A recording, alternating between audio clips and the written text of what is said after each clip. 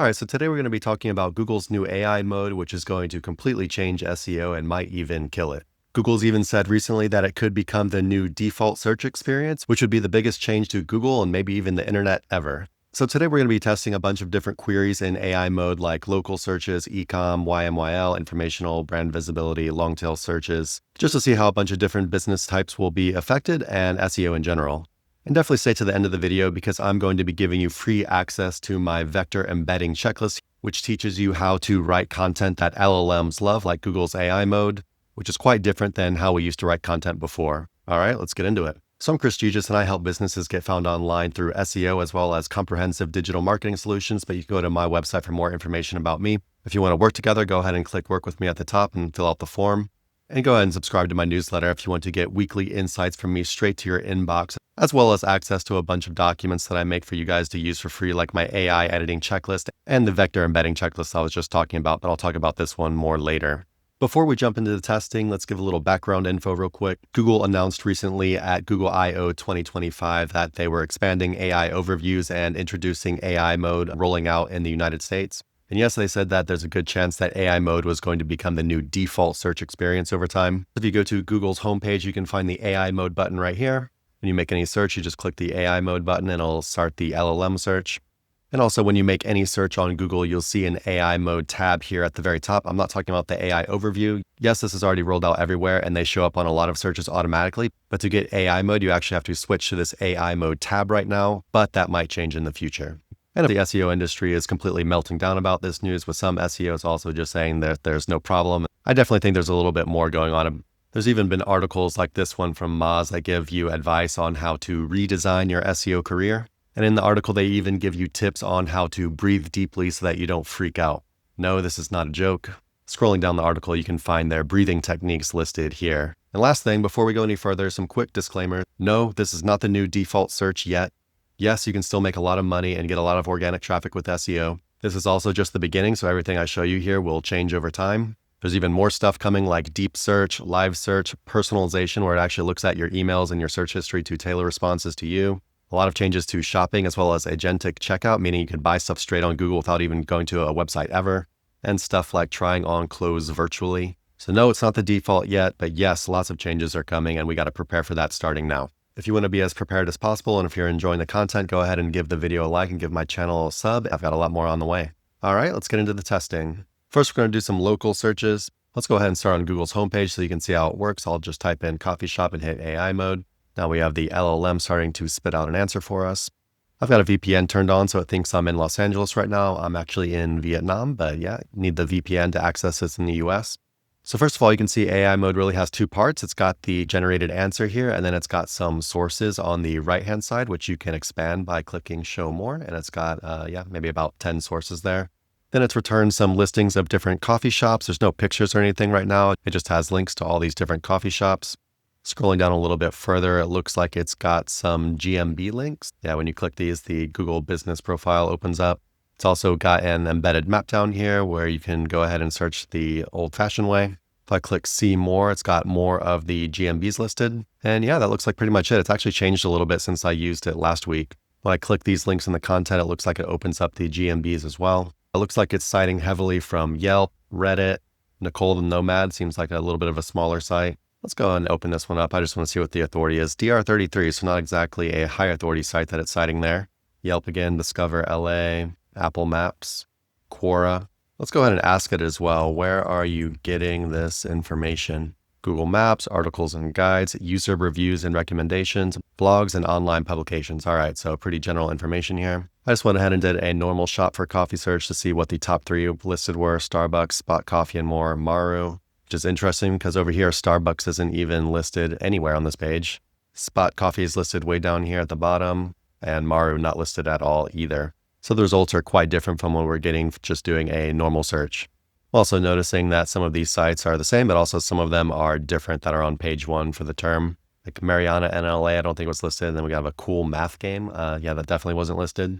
And you can also ask follow-up searches, like you could say, which ones are animal friendly? Now it's giving a list of some animal-friendly coffee shops.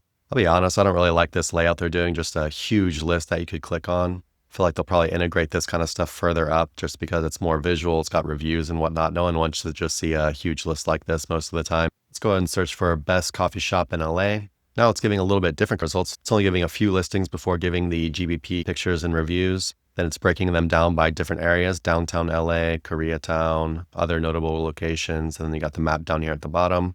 Over here on the right, some of these sources are the same and some are different. Let's try best coffee shop near me and see what happens.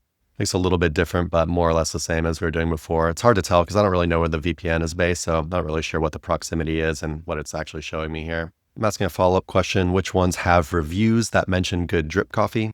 So this is pretty interesting. It's actually giving quotes from the reviews. A review notes their drip coffee is pretty crisp. This cafe has, quote, hot drip coffee. So local so far does seem pretty different from the normal local search experience, but I'll go into my conclusions at the end of the video. All right, let's do some product searches. Let's start with running shoes. So for running shoes, we're getting images right here at the top. We click one and it opens up a Google image tab. Does not send you to a store or anything like that. Of course, it's giving the sources over here on the right. Look like pretty high authority sources: Runner's World, Fleet Feet, A6, REI. Scrolling down here, not really getting links to anything. I've got a link here, but it just expands the thing on the right. How to choose the right running shoes, understanding. Okay, it's a little bit of like a running shoe guide. Actually, it looks like there was some kind of error because for a lot of these, it's not filling out anything, but then on some of them, it's actually giving some recommendations. Actually, everything looks kind of broken here. All right, let's try black running shoes. It's a little bit more specific. Now that we did black running shoes, it is actually giving us recommendations here. And for some reason, it's only given us 2 websites that I got information from over here on the right. I feel like it's actually kind of buggy, but I'm going to be fixing this over time. When you click on the links in the content, it actually brings up a little window over here on the right, and it gives you some places that you can buy them from. And when you click the link, yes, it takes you to the actual merchant's website, pulls in pricing information and if they're in stock as well, which is quite nice. Some review information as well. Scrolling down really gives you a lot of information here, more about the product, top insights with some more links, some user reviews right here in Google, videos, Reddit. That's interesting. It's pretty much like an entire Google SERP right here. Exploring the main results a little bit more, scrolling down, it gives us some suggestions for women. Now it's giving me suggestions of stores where I could buy black running shoes in LA. What's interesting is that it does not actually give a link to click the store, but it gives a link to the product itself. I'm assuming they're going to want to fix this over time, or at least I hope they would. Now let's try best running shoes under $100. Again, the same kind of things going on. You can click this, it pulls up this tab on the right-hand side. You can get more information about the product, and then you've got some places that you can buy it from. Scrolling down, they've got even more options of places you can buy it from, and some additional searches you might want to do. As to follow up, which ones have reviews that mention they are comfortable? And it gives a bunch of recommendations for the ones that are the most comfortable and black and under $100, but no links to anything really here, which is interesting. 7 sites pulled in the sources over here, all very high authority sources. All right, let's check out some YML queries. These are queries that deal with like your life, your health, your money, stuff that Google thinks are more sensitive types of questions. And so they really try to give high authority answers. Start with best supplements for anxiety. It looks like it's not really recommending actual supplements or actual brands, but rather different things like vitamin D, vitamin B, omega-3, some different kind of herbal supplements, and really not seeing links to anything here at all. So for this search, over here on the right-hand side, you'd probably want to click through to these things to actually get a better list of actual supplements. Now we'll try how to lower cholesterol naturally. It's an informational YML search. But like all informational searches, it's pretty much just answered here completely with a pretty solid answer. 0 links in the content. You got to click over here on the right if you want to visit another website. And last YML search, this one dealing with finance. This one is best saving accounts in the US, so it's actually asking for specific companies. And it is recommending a bunch of companies here, but it's not giving links to anything. You have to click over on the right to visit any website. Let's go ahead and do a normal search for best saving accounts in the US. It does not give us an AI overview right now for this search. Bankrate, NerdWallet, Investopedia. Got NerdWallet, Investopedia up here. But I'm not seeing Bankrate in here. And then we got YouTube cited down here as well. So one thing we're noticing is a bunch of high authority stuff, but we're also noticing Reddit and YouTube coming in this sidebar as well. And it looks like these ones right here are actually the top rankers on the normal search as well. One thing I'm noticing is that things are kind of inconsistent across searches. Sometimes the top rankers in here are also the top rankers out here. Sometimes they're not. Sometimes these sources are the same. Sometimes they're not. Sometimes it lists the same stuff. Sometimes it doesn't. Okay, let's go ahead and do an informational search, how to build topical authority for SEO. This is a little bit of a more complex informational search, so let's see how good of a job it does. Choose your niche, do keyword research, create comprehensive and high quality content, build content clusters with internal linking, build relevant backlinks, maintain and update content, blah, blah, blah. So it's a pretty decent guide, but you're probably going to want a little bit more information than just this.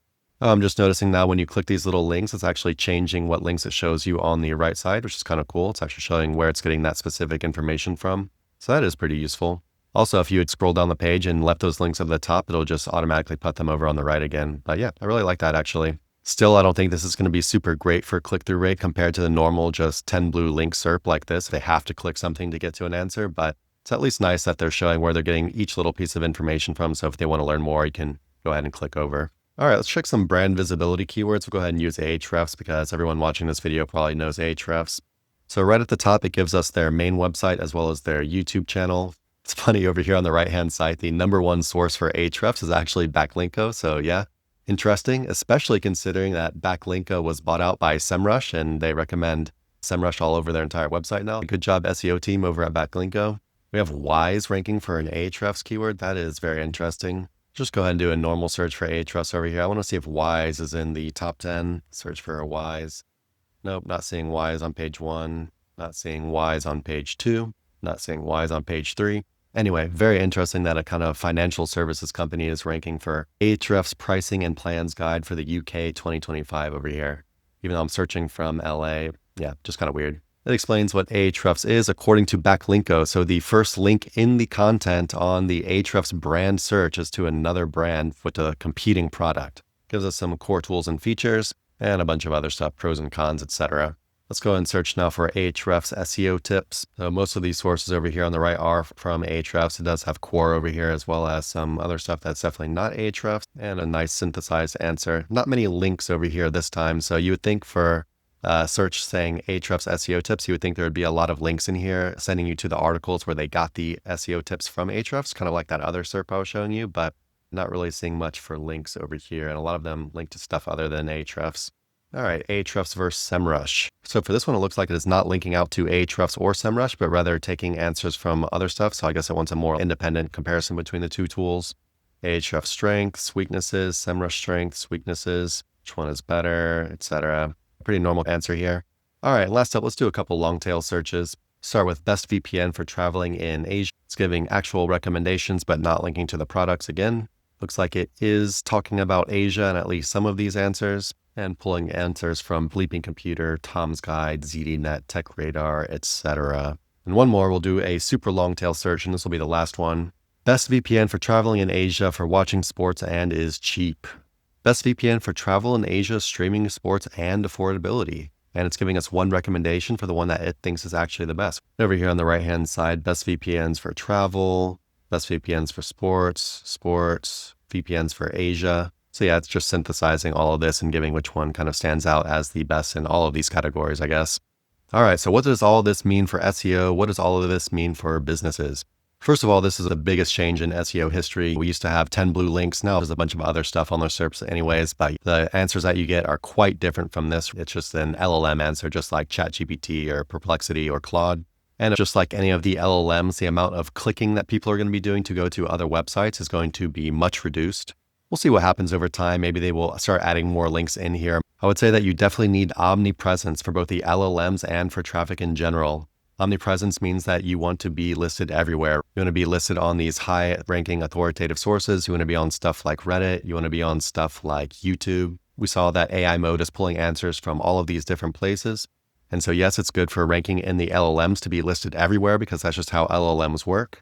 But it's also going to be a good idea to be listed on all of these other places because we might not be getting that much traffic from Google or a much reduced amount of traffic from Google in the future. I'm having this talk with all of the clients that I'm working with right now and trying to offer more comprehensive digital marketing solutions to be listed everywhere and to get traffic from many different places rather than just Google, just to make sure that their businesses are safeguarded in the future. For link building, I would make sure that you're getting a lot of brand mentions when you're doing your link building. Like on this video on my channel over here, how I build backlinks to boost my brand in LLMs. I talk about context wrapping. You can watch that one for more information. If you want to be listed in high-end publications, you can do this by doing digital PR or parasite SEO. I'm going to have another video coming out soon talking about this stuff a lot, so make sure you sub to the channel to see that when it comes out. And there was a cool post by Ferry over on LinkedIn the other day talking about how you can write a bunch of listicle posts, and when your brand is mentioned on these listicles as the best brand for X, then the LLMs will naturally take account of this because that's how LLMs work. They just see what everyone's saying. If a bunch of different websites say you're the best for doing a certain thing, then LLMs will say the same thing as well. Then everyone's going to be doing these listicles. Everyone's going to be doing the same thing. So then I guess it becomes a numbers game, or which ones are posted on more authoritative sources, which would make digital PR and things like Parasite SEO more important. As far as your content strategy, I would really try to do things that AI can't easily do, which means generally going very deep on your content. Because if ChatGPT can just answer your question very quickly like this, then there's no need for anyone to click through for more information. However, if you're talking about something that's a little bit more complex and you can go very deep on the topic, you'll get cited more in the LLM answers as well as in AI overviews. And there's a much higher chance that they'll click just because it's not going to be answered enough on this short answer. There's no images, there's no very detailed walkthroughs, right? There's a cool article by Aleda Solis I read recently. Some things she mentioned are increased importance of EAT, unique insights become an advantage, so very deep content with unique information, scannable and digestible formats, bigger role of brand mentions like I was just talking about before, even unlinked brand mentions, which is what I talk about in the video about context wrapping. And if we need deeper intent understanding, so you really need to understand what people are trying to learn when they make a keyword search, comprehensive topical authority, and anticipating follow-up questions. Because the way AI mode works is it uses a fan-out strategy where it actually searches for multiple different things and tries to give you answers to follow-up questions before you even make a follow-up question. And then you can ask for more follow-ups down here at the bottom. So very quick for local, I think local will actually in the end be the least affected by all of this stuff. And the reason I think that is because Google already has a ton of its own local properties, right? It's got all the GMBs, it's got reviews, it's got pricing information, it's got everything already in their own system. They've got a map that you can use.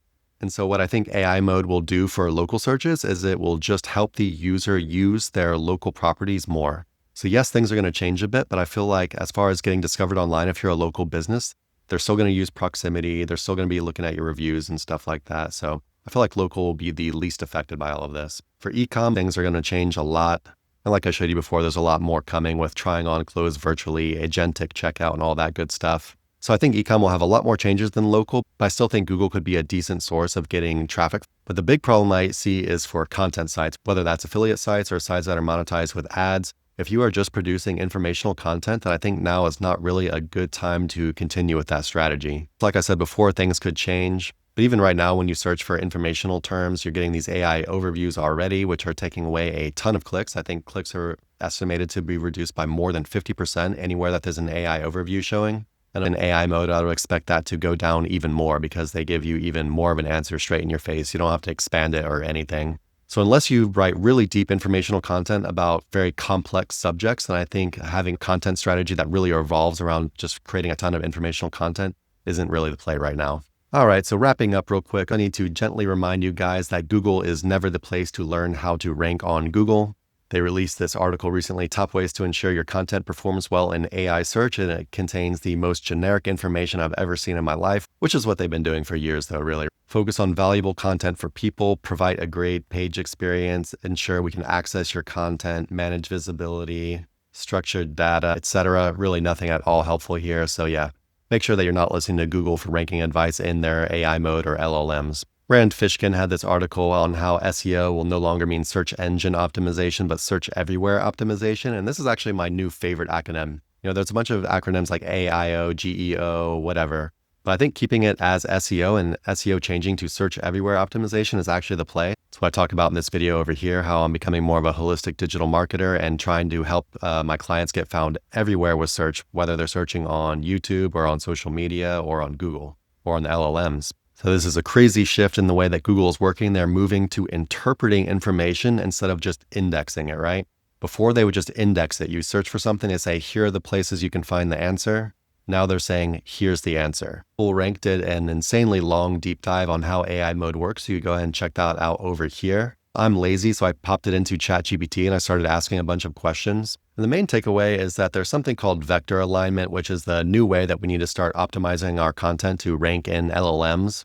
I started asking ChatGPT a bunch of questions about that, and I put together a nice little checklist for you guys. So it talks about the old way we do SEO, which is keyword density. Then it talks about the new way we're doing SEO for AI mode and LLMs, which is vector alignment. And it's got a bunch of stuff in here, and it really goes deep into each section with a bunch of really small practical examples on how you can make your content better for LLMs. It's about 20 pages long, and this is the concise version. This is how I spent my Saturday night this weekend because, yeah, I'm a nerd and I thought it was really interesting, but also really important for our business, right?